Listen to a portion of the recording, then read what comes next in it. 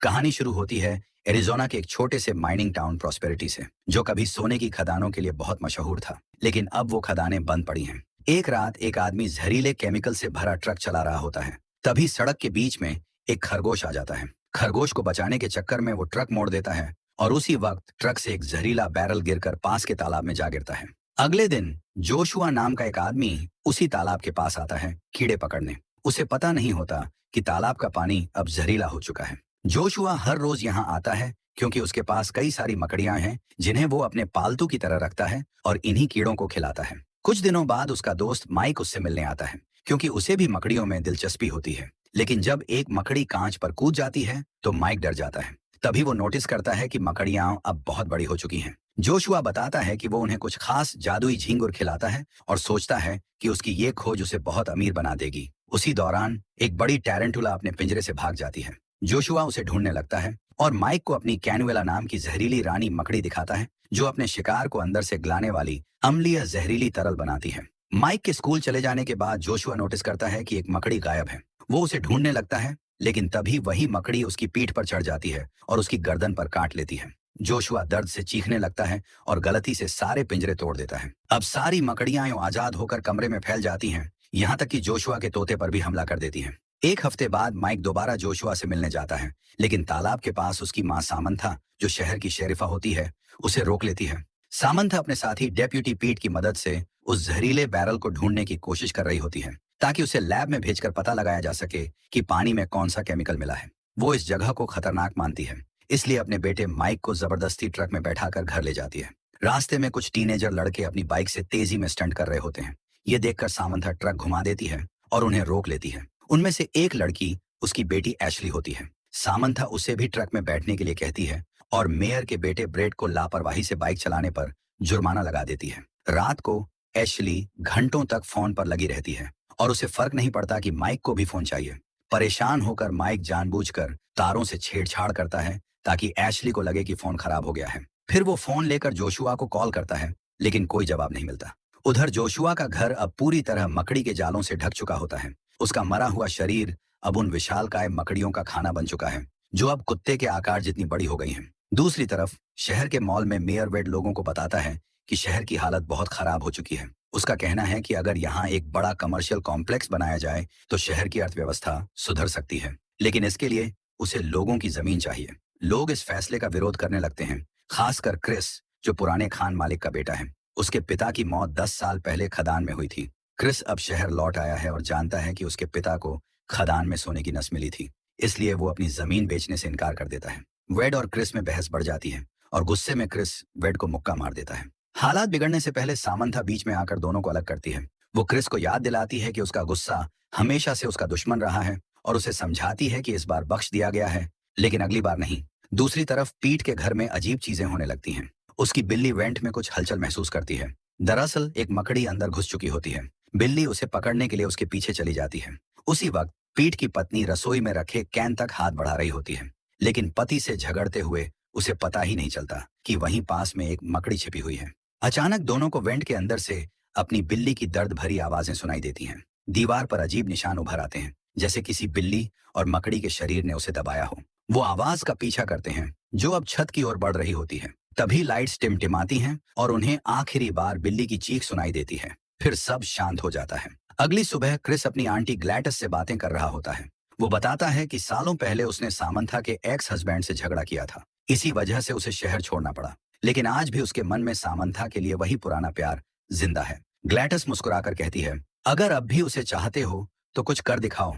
उधर माइक घर से चुपके से बाहर निकलने की कोशिश करता है, लेकिन देखता है कि उसकी माँ ने उसकी साइकिल को हथकड़ी से बांध रखा है। वहीं उसकी बहन एशली अपने बॉयफ्रेंड ब्रेड से मिलने जा रही होती है, तो सामंथा उसे टेजर गन देकर सावधानी बरतने को कहती है। उसी वक्त क्रिस फूल लेकर सामंथा से मिलने आता है और उसे डिनर पर चलने का प्रस्ताव देता है। सामंथा हल्की मुस्कान के साथ मान जाती है। दोनों बातों में व्यस्त होते हैं और इसी मौके का फायदा उठाकर माइक घर से निकल जाता है। वो पैदल ही जोशुआ के घर पहुंचता है, लेकिन वहां का नजारा देखकर उसका दिल दहल जाता है। पूरा घर मकड़ी के जालों से ढका हुआ होता है, पर अंदर एक भी मकड़ी नजर नहीं आती। जोशुआ और उसका तोता दोनों ही गायब होते हैं। माइक घर के पीछे की ओर जाता है तो उसे जमीन पर बहुत बड़े पंजों के निशान दिखाई देते हैं, जो ये साबित करते हैं कि मकड़ियां अब दानव जैसी बड़ी हो चुकी हैं। जब वो खदान के रास्ते की ओर बढ़ता है तो उसे जमीन पर एक विशाल मकड़ी का पैर पड़ा मिलता है। तभी अंधेरे में उसे खदान के अंदर एक बहुत बड़ी मकड़ी नजर आती है। वो डर के मारे पलट कर भागता है, इससे पहले कि वो मकड़ी उसे देख ले। दूसरी तरफ क्रिस खदान के एक और हिस्से में अपने कुछ आदमियों के साथ अपने पिता द्वारा छोड़ी गई सोने की नस को ढूंढने की योजना बना रहा होता है। काम खत्म होने के बाद वो सड़क पर गाड़ी चला रहा होता है। तभी उसे रास्ते में माइक दिखाई देता है। वो उसे लिफ्ट दे देता है। रास्ते में माइक घबराया हुआ सब कुछ बताने की कोशिश करता है कि जोशुआ की मकड़ियां अब बहुत बड़ी हो चुकी हैं और शायद इंसानों पर हमला भी कर सकती हैं। वो क्रिस को वो विशाल मकड़ी का पैर भी दिखाता है, लेकिन क्रिस उसे मजाक समझता है और उसकी बात पर विश्वास नहीं करता। उधर खदान में एक मजदूर अभी भी काम कर रहा होता है।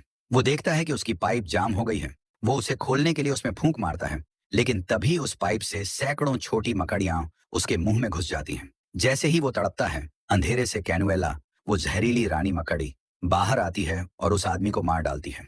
रात में माइक घर लौटता है और खिड़की से चुपके से अंदर घुसने की कोशिश करता है, लेकिन सामंथा उसे रंगे हाथ पकड़ लेती है। माइक उसे सब कुछ बताने की कोशिश करता है, जोशुआ, मकड़ियां और खदान में दिखे डरावने निशान। लेकिन सामंथा सोचती है कि वो सिर्फ टीवी देखकर कहानियां बना रहा है। गुस्से में वो उसकी बात पर ध्यान ही नहीं देती। इसी बीच मेयर वेड के फार्म में अजीब घटनाएं होने लगती हैं। उसकी एक शुतुरमुर्ग अचानक मरी हुई मिलती है और बाकी सब पागल होकर भागने लगते हैं। वेड बाहर आता है और देखता है कि उसकी एक शुतुरमुर्ग की हड्डियां बची हैं। उसे नहीं पता चलता कि नीचे जमीन के अंदर मकड़ियां घात लगाए बैठी हैं। एक एक करके सारी शुतुरमुर्ग ऐसे गायब होती हैं जैसे जमीन उन्हें निगल रही हो। अगले दिन शहर का रेडियो होस्ट हैरन अपने शो में इन घटनाओं पर चर्चा करता है। वो बताता है कि लोगों को अपने घरों में मरे हुए जानवर मिल रहे हैं और इसके पीछे किसी रहस्यमयी साजिश का हाथ हो सकता है। उसी वक्त एशली फिर से अपने दोस्तों को बाइक रेस करते देखने जाती है, लेकिन उसका बॉयफ्रेंड ब्रैड उसे अपनी ट्रक में रोक लेता है और किस करने की कोशिश करता है। जब वो उससे ज्यादा नजदीक आने लगता है तो एशली मना कर देती है और कहती है कि वो इसके लिए तैयार नहीं है, लेकिन ब्रेड जबरदस्ती करने लगता है। तब एशली गुस्से में आकर अपनी टेजर गन निकालती है और उसे बिजली का झटका देती है। ब्रेड दर्द से चीखते हुए ट्रक से गिर जाता है और डर के मारे पेशाब कर देता है। वो गुस्से में कहता है कि एशली ने ओवर रिएक्ट किया, लेकिन एशली बिना कुछ बोले ट्रक घुमाती है और वहां से निकल जाती है। उसी वक्त अचानक झाड़ियों में हलचल होती है और बाहर निकलती हैं वो विशालकाय मकड़ियां। उन्हें देखकर ब्रेड डर के मारे चिल्ला उठता है और अपनी जान बचाने के लिए भाग खड़ा होता है। वो अपने दोस्तों को चेतावनी देने के लिए दौड़ता है, लेकिन सब उसका मजाक उड़ाने लगते हैं क्योंकि उसकी पैंट गीली होती है। तभी एक विशाल मकड़ी झपटती है और एक लड़के को सीधा पकड़कर मार डालती है। अब सबको असली खतरा समझ में आता है और वे दहशत में इधर उधर भागने लगते हैं। कुछ लड़के अपनी बाइक पर भागने में कामयाब हो जाते हैं, लेकिन कई को मकड़ियां पकड़कर जिंदा खा जाती हैं। ये दैत्य जैसी मकड़ियां इतनी तेज होती हैं कि वो बाइकों का पीछा करते हुए सवारों को गिरा देती हैं और तुरंत उन पर टूट पड़ती हैं। ब्रेड किसी तरह अपनी बाइक तेज करता है और एक बड़े जंप से एक मकड़ी को लात मारकर गिरा देता है। वो सड़क पार करता है, लेकिन उसके पीछे भागती एक मकड़ी ट्रक के नीचे आकर कुचल जाती है। बाकी मकड़ियां उसी ट्रक पर चढ़ जाती हैं, जिससे ड्राइवर का ध्यान भटक जाता है और ट्रक लाइट पोस्ट से टकराकर फट जाता है। धमाके में कई मकड़ियां मारी जाती हैं, लेकिन उसी धमाके से फोन लाइनें भी कट जाती हैं। ब्रेड सोचता है कि उसने मकड़ियों को हरा दिया, लेकिन तभी झाड़ियों से और भी मकड़ियां निकल आती हैं। वो फिर से बाइक भगाता है और गलती से खदान के अंदर जा घुसता है। वहां उसकी बाइक लकड़ी के गेट से टकराती है और वो गिर जाता है। पीछे से मकड़ियां रास्ता खोदकर अंदर आने की कोशिश करती हैं, लेकिन ब्रेड किसी तरह दूसरे रास्ते से बाहर निकलने की कोशिश करता है। उधर ग्लैडस का कुत्ता बेसमेंट में कुछ अजीब आवाजें सुनता है। वो नीचे जाता है और दीवार में बने एक सुराख के पास भौंकने लगता है। तभी अंदर से एक विशाल मकड़ी बाहर निकलती है और कुत्ते को खींचकर अंदर ले जाती है। कुछ देर बाद जब ग्लैड्स को अपने कुत्ते की आवाज नहीं आती तो वो नीचे जाती है। वहां उसे कुत्ते का बेल्ट सुराख के पास पड़ा मिलता है। वो अंदर झांकती है तो देखती है कि उसका घर सीधे खदान से जुड़ा हुआ है। तभी उसके सामने मकड़ियां निकल आती हैं और उसे जाले में फंसाकर पकड़ लेती हैं। थोड़ी देर बाद क्रिस को भी अपने घर के नीचे से कुछ आवाजें सुनाई देती हैं। वो बेसमेंट में जाता है और दीवार में वही सुराख और एक विशाल मकड़ी का पैर देखता है। अब उसे यकीन हो जाता है कि माइक झूठ नहीं बोल रहा था, वो सच कह रहा था। सुबह के वक्त क्रिस वो बड़ा मकड़ी का पैर माइक के पास लेकर आता है। माइक बताता है कि ये जो मकड़ी है वो अपने शिकार को तुरंत नहीं खाती, यानी ग्लेटस अब भी जिंदा हो सकती है। दूसरी तरफ एशली अपने बॉयफ्रेंड ब्रेड की फोटो फाड़ रही होती है। तभी खिड़की से एक बड़ी मकड़ी अंदर घुसती है और उसे जोर से दीवार पर पटक देती है। एशली की चीख सुनकर माइक, क्रिस और सामंथा भागते हुए उसके कमरे में पहुंचते हैं और देखते हैं कि मकड़ी एशली को अपने जाल में लपेट रही है। क्रिस मकड़ी पर अलग अलग चीजों से हमला करने की कोशिश करता है, लेकिन वो उसे भी जाल में फंसा देती है। तभी सामंथा जल्दी से घर में रखी अपनी बंदूक उठाती है और ठीक समय पर उस विशाल मकड़ी को गोली मारकर मार देती है। इसके बाद वो पुलिस रेडियो से पीट को बुलाती है और कहती है कि जितने हथियार मिल सकें लेकर तुरंत घर आओ। दूसरी तरफ खदानों में ब्रेट अब भी बाहर निकलने का रास्ता ढूंढ रहा होता है। तभी उसे एक मरा हुआ मजदूर दिखता है। पास में बहुत से लोग मकड़ी के जाल में लिपटे पड़े हैं, जिनमें से कुछ अभी भी जिंदा हैं। वो डर के मारे देखता है कि कैनुएला नाम की बड़ी मकड़ी जिंदा इंसानों को खा रही है। ब्रेट डर कर वहां से भाग निकलता है। इसी बीच शहर के एक नाई की दुकान बंद करते वक्त दो बड़ी मकड़ियां उसके दोस्त पर कूद पड़ती हैं और उसे जाल में लपेटने लगती हैं। उधर पुलिस स्टेशन में पीट हथियार इकट्ठा करता है और कार लेकर निकल पड़ता है। उसे पता नहीं होता कि कई विशाल मकड़ियां उसके पीछे पीछे चल रही हैं। जब वो सामंथा के घर पहुंचता है तो उसे अपनी कार की छत पर कुछ आवाज सुनाई देती है। वो बिना देखे ऊपर गोली चला देता है, जिससे हरे रंग का चिपचिपा तरल उसके चेहरे पर गिरता है। उसी वक्त घर से सब लोग बाहर आते हैं और सामंथा तुरंत उस मकड़ी पर गोली चला देती है, जिससे सबको कार में बैठने का रास्ता मिल जाता है। एक और मकड़ी उन पर हमला करने की कोशिश करती है, लेकिन क्रिस तुरंत गोली चलाकर उसे मार देता है। फिर सब लोग पुलिस की कार में बैठकर शहर से निकलते हैं। जैसे ही कार सड़कों से गुजरती है, दर्जनों मकड़ियां उसे देख लेती हैं और उसके पीछे दौड़ पड़ती हैं। आखिरकार सब लोग हारलैंड के ट्रेलर तक पहुंचते हैं। वहां सामंथा उसका रेडियो शो अपने हाथ में ले लेती है और पूरे इलाके के लोगों को चेतावनी देती है कि शहर में विशाल मकड़ियां घूम रही हैं। लेकिन कोई उसकी बात पर यकीन नहीं करता, क्योंकि हारलैंड का शो हमेशा झूठी एलियन कहानियों से भरा होता है। तभी अचानक एक बहुत बड़ी टारेंटुला मकड़ी ट्रेलर पर हमला कर देती है और उसे जोर जोर से हिलाने लगती है। सामंथा आखिरी बार रेडियो पर संदेश देती है कि सब लोग मॉल में पहुंच जाएं। वहां की सीमेंट की दीवारें उन्हें सुरक्षित रखेंगी। मकड़ी ट्रेलर को धक्का देती रहती है, जबकि पीट लगातार उस पर गोलियां चलाता है। आखिरकार वो मकड़ी जमीन पर गिरकर मर जाती है, लेकिन साथ ही ट्रेलर भी गिर जाता है और अंदर मौजूद लोगों की चीखें रेडियो पर सुनाई देती हैं। इतने में दूसरी टारेंटुला मकड़ी अपने साथ कई छोटी मकड़ियां लेकर आती है, जिससे टीम जल्दी से कार में बैठकर वहां से भागती है। शहर में दूसरी तरफ एक गाड़ी चलाने में दिक्कत हो रही होती है, क्योंकि उसकी छत पर भी एक मकड़ी चिपकी होती है, जिससे वो गाड़ी टकरा जाती है। लोग बाहर निकलकर देखते हैं तो सड़कों पर सैकड़ों मकड़ियां दौड़ती दिखती हैं। पूरा शहर दहशत में आ जाता है। लोग इधर उधर भाग रहे हैं। मकड़ियां खिड़कियां तोड़कर अंदर घुस रही हैं, छतों पर कूदकर इंसानों को मार रही हैं। कुछ मकड़ियां जमीन के नीचे से निकलकर हमला करती हैं। एक आदमी सीढ़ी को पुल की तरह इस्तेमाल करके अपनी कार तक पहुंचने की कोशिश करता है, लेकिन मकड़ियां चालाकी से उसकी कार के दरवाजे फाड़ देती हैं और उसे भी पकड़ लेती हैं। जब सामंथा की टीम वहां पहुंचती है और पूरे शहर का हाहाकार देखती है, तो वो पुलिस स्पीकर से सबको चिल्लाकर कहती है, सब लोग मॉल की तरफ भागो। इस वक्त मॉल में सिर्फ कुछ वर्कर और वेड मौजूद होता है, जो भीड़ को आते देख खुश हो जाता है, क्योंकि उसे लगता है कि सब लोग उसे देखने आए हैं। जैसे ही लोग मॉल में भागते हैं, सामंथा और पीट दरवाजे पर रुक कर आने वाली मकड़ियों पर गोलियां चलाते हैं, ताकि बाकी लोग सुरक्षित अंदर पहुंच जाएं। जैसे ही सभी अंदर पहुंचते हैं, एक वर्कर गेट को बंद कर देता है, तो सामंथा और पीट भी दौड़कर अंदर आते हैं और गेट नीचे गिरने से पहले दरवाजों को बंद कर लेते हैं। दरवाजे सुरक्षित होने के बाद सभी के बीच बहस शुरू हो जाती है कि अब आगे कैसे बढ़ना है। उन्हें सेना को बुलाने की जरूरत है और वेड बताता है कि उसके पास मोबाइल है, लेकिन सिग्नल बहुत कमजोर है। इसलिए क्रिस और हार्लोन स्वयं छत पर जाकर एंटेना इस्तेमाल करने की कोशिश करते हैं। बाकी लोग हर दुकान में हथियार तलाशते हैं। माइक कुछ परफ्यूम की बोतलें लेकर क्रिस को देता है और बताता है कि ये मकड़ियों की तेज सूंघने की क्षमता को भ्रमित कर सकती है। कुछ ही मिनटों में क्रिस और हार्लोन छत पर पहुंच जाते हैं। क्रिस एंटेना पर चढ़ना शुरू करता है और मकड़ियां भी बिल्डिंग पर चढ़ रही होती हैं। हार्लोन कुछ गोलियां चलाकर उन्हें पीछे रखने की कोशिश करता है और आखिरकार क्रिस सिग्नल पकड़ लेता है। लेकिन जब वो 911 को कॉल करता है, ऑपरेटर उसकी कहानी पर विश्वास नहीं करता। इसी बीच मकड़ियों का दूसरा समूह सामने के गेट पर हमला करना शुरू कर देता है, धीरे धीरे उसे तोड़ते हुए। लोग धैर्यपूर्वक इंतजार करते हैं, लेकिन एशली देखती है कि वेड पीछे के दरवाजे से निकल रहा है। वो भीड़ को बताती है और एक मॉल वर्कर ध्यान देता है कि वेड खदान की तरफ बेसमेंट से जा रहा है। सामंथा अपने बच्चों को वहां छिपाने भेजती है और बाकी वयस्क टारेंटुला को मारने की तैयारी करते हैं। टारेंटुला गेट तोड़ देती है और पीछे हटकर हजारों छोटी मकड़ियों को मॉल में घुसने देती है। भीड़ तुरंत गोलियां चलाती है, लेकिन दुश्मन बहुत अधिक होते हैं, इसलिए सभी को बेसमेंट की ओर भागना पड़ता है। मॉल में पूरी तरह अराजकता फैल जाती है। हर कोने में लोग मकड़ियों से मारे जाते हैं या पकड़ लिए जाते हैं। पीट बेसमेंट तक समय पर नहीं पहुंच पाता तो वो एक शटर को उठाकर नीचे फिसल जाता है।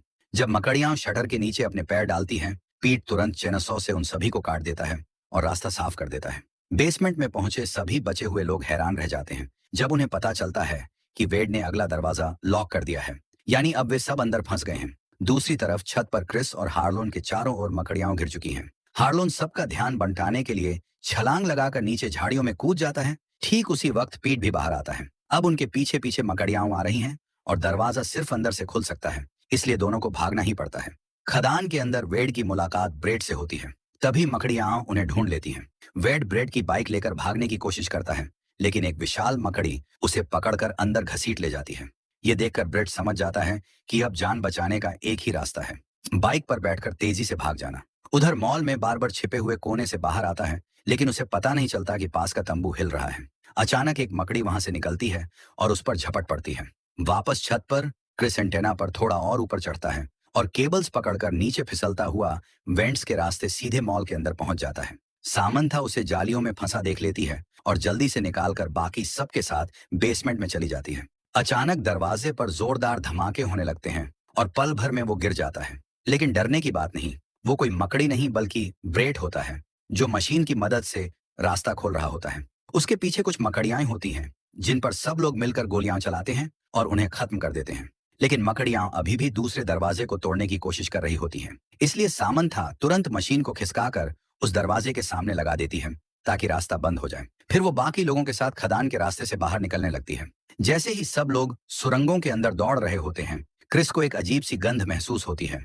वो तुरंत समझ जाता है कि ये मीथेन गैस है, यानी जरा सी चिंगारी भी पूरी खदान को उड़ा सकती है। अंधेरे में चलते वक्त एक मॉल वर्कर गलत रास्ते पर चला जाता है और तभी एक विशाल मकड़ी उस पर झपट कर उसे घसीट ले जाती है। कुछ सेकंड बाद दूसरी मकड़ी भी हमला करती है, लेकिन ग्रुप के लोग क्रॉसबो से उसे बिना कोई चिंगारी पैदा किए खत्म कर देते हैं। थोड़ा आगे जाकर उन्हें मकड़ियों का घोंसला मिलता है, जहां कई इंसान जाल में लिपटे हुए कैद हैं और रानी मकड़ी उन्हें खाने की तैयारी कर रही होती है। अचानक छत से कुछ गिरता है। सब डर जाते हैं, लेकिन वो वेड होता है जो खुद जाल में फंसा होता है। उसे आजाद कराने के बाद क्रिस सामंथा से कहता है कि वो बाकी लोगों को लेकर बाहर निकले, जबकि वो ग्लैड्स को ढूंढने के लिए रुकेगा। जाने से पहले क्रिस अपने दिल की बात कहने की कोशिश करता है, लेकिन सामंथा मुस्कुराते हुए बताती है कि उसे पहले से पता था, और ये भी कि उसने उसके पति को इसलिए पीटा था क्योंकि वो उसे धोखा दे रहा था। दोनों एक छोटे से गुड बाय किस के साथ अलग हो जाते हैं। उधर बेसमेंट में टैरेंटुला दरवाजा तोड़कर अंदर घुस आती है और बाकी मकड़ियों के साथ लोगों का पीछा करने लगती है। वहीं खदान के अंदर क्रिस कई जालों में लिपटी लाशें देखता है, जब तक कि उसे ग्लैटिस जिंदा नहीं मिल जाती। तभी वो देखती है कि उनके पीछे ही सोने की खदान है, वही जो उसके पिता ने खोजी थी। उसी वक्त कानुएला, वो घातक रानी मकड़ी, वहां आ जाती है। क्रिस गोली नहीं चला सकता क्योंकि एक चिंगारी सब कुछ उड़ा देगी, इसलिए वो चतुराई से परफ्यूम फेंक देता है। कानुएला घबरा जाती है और इसी मौके का फायदा उठाकर क्रिस और ग्लैड्स ब्रेड की बाइक पर भाग निकलते हैं। रास्ते में क्रिस एक माचिस की डिब्बी को एक लैंप के अंदर छिपा देता है। जब कानुएला उनका पीछा कर रही होती है, तब बाहर बाकी लोग जनरेटर तक पहुंचते हैं, लेकिन उसमें गैस नहीं होती। तभी एशली समझदारी दिखाती है और अपना टेसर इस्तेमाल करती है, जिससे जनरेटर चल पड़ता है। जैसे ही लाइट्स जलती हैं, चिंगारियां फैलती हैं और माचिस से एक भारी धमाका पूरे सुरंग को आग की लपटों में झोंक देता है। क्रिस और ग्लैटिस तेजी से बाहर निकल आते हैं, लेकिन सभी मकड़ियाओं, यहाँ तक कि रानी कानुएला भी धुएं और आग में जलकर खत्म हो जाती है। वेड सिर पकड़कर रोता है कि अब वो अपनी खदान बेच नहीं पाएगा, लेकिन तभी पुलिस, फायर फाइटर्स और एम्बुलेंस वहां पहुंचती हैं। उनके साथ हार्लोन और पीट भी आते हैं। असल में वे सब हार्लोन के शो के फैन थे, इसलिए उसकी कॉल सुनकर मदद के लिए दौड़े चले आए। जब उनसे पूछा जाता है कि कितने लोग बचे हैं, तो क्रिस बताता है कि सिर्फ ग्लैटिस ही जिंदा मिली। कुछ दिन बाद हार्लोन कैमरे पर मुस्कुराते हुए दिखता है। उसके दांत अब गोल्ड टीथ्स हैं, जो क्रिस को मिली सोने की खदान की बदौलत बने हैं। और इसी सीन के साथ ये फिल्म खत्म हो जाती है।